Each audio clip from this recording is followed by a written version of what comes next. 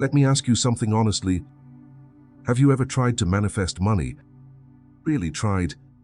Visualizing it clearly, thinking about it every day, trying to feel like you already have it. And for a moment it feels like something might change. You feel more motivated, more focused, maybe even more hopeful.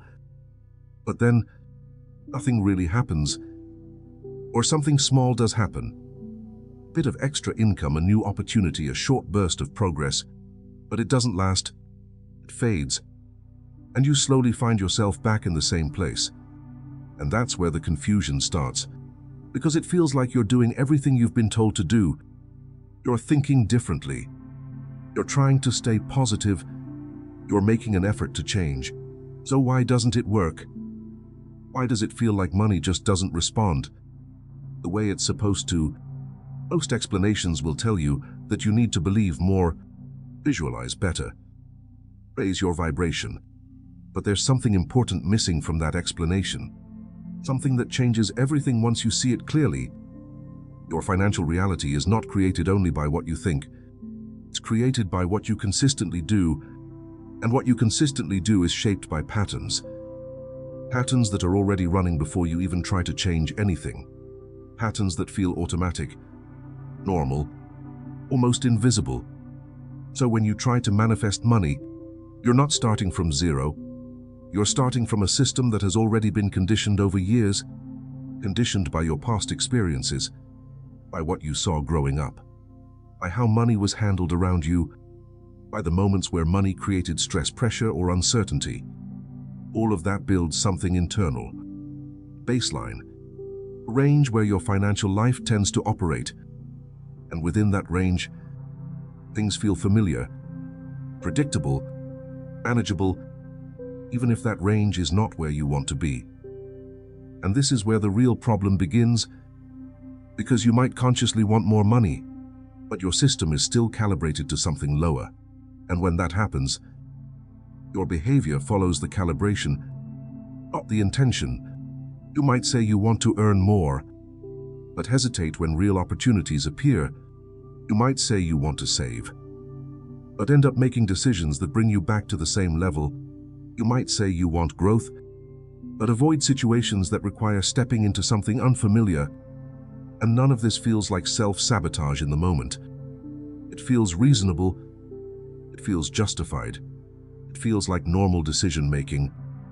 But when you step back, pattern starts to become visible. You move forward a little, then something pulls you back.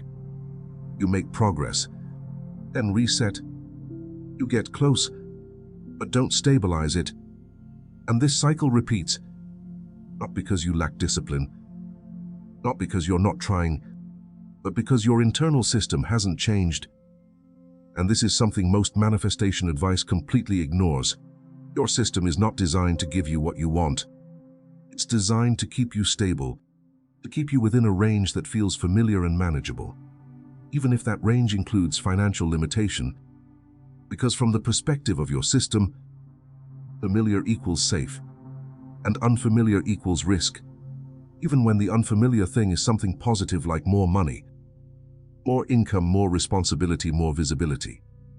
If those things feel unfamiliar, they can also feel uncomfortable. And when something feels uncomfortable, your system doesn't move toward it. It regulates away from it, not in obvious ways, but in subtle behavioral shifts. You delay, you hesitate, you overthink, you distract yourself. You choose what feels easier in the moment, and these small decisions don't seem important individually, but together they keep you inside the same range. This is why manifestation feels inconsistent, because you're trying to create a new outcome without changing the system that produces your current one. You're focusing on what you want, but not on what you're currently aligned with. And alignment is what determines behavior, not intention alone. Now there's another layer that makes this even more important. Your relationship with money is not just logical, it's emotional. Money is not just numbers in an account. It represents something. Security, freedom, control, pressure, responsibility. And depending on your past experiences, Those meanings can be mixed. You might want money, but also associate it with stress. You might want success, but also associate it with pressure or expectations. You might want growth, but also associate it with uncertainty. And when those associations exist, they create internal conflict. Part of you moves forward, part of you holds back, and that conflict shows up in your behavior. Not in dramatic ways, but in small repeated actions. You avoid certain opportunities. You hesitate at key moments. You stay in situations that feel safe but limit growth.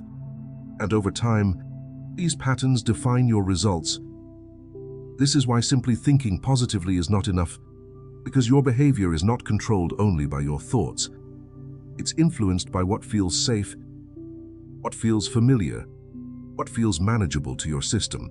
So if more money feels like something outside of that range, you will unconsciously resist it, not because you don't want it, but because you're not yet calibrated to hold it. And that's the part no one really explains. Manifestation is not just about attracting something.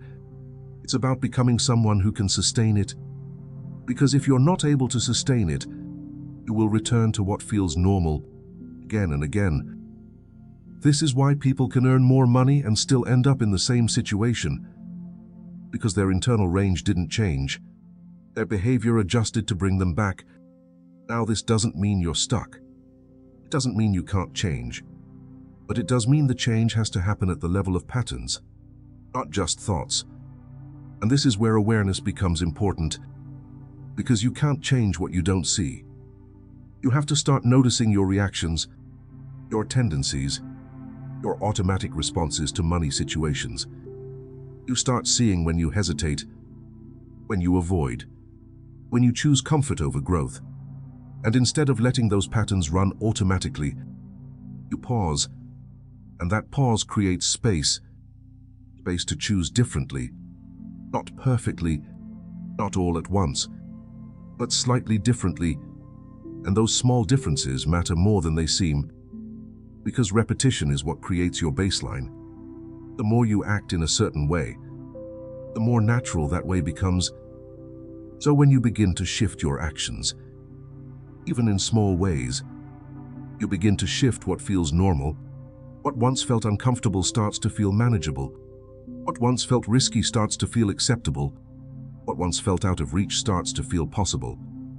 And as that happens, your behavior becomes more consistent.